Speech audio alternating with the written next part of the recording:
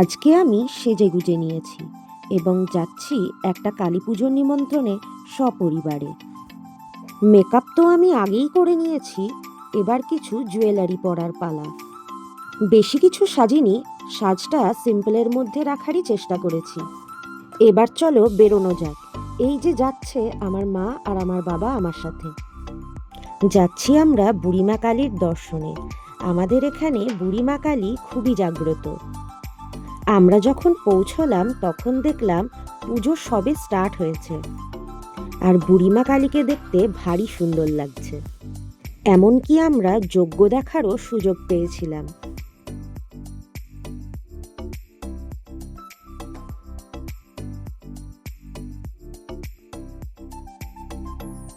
খুব সুন্দরভাবে মায়ের দর্শনের পর এবার আমরা চলে এলাম খাওয়া দাওয়ার জায়গায়।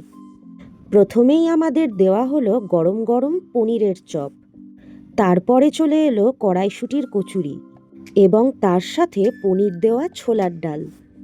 এই দুয়ের কম্বিনেশন ছিল অতুলনীয় স্বাদে। এরপর পাতে পড়ল একটা বেগনি এবং আবারও একটা পনিরের চপ। খিচুড়ি থাকলেও সেগুলো আর নিইনি, বরং তার বদলে নিলাম আরও একটা কচুরি।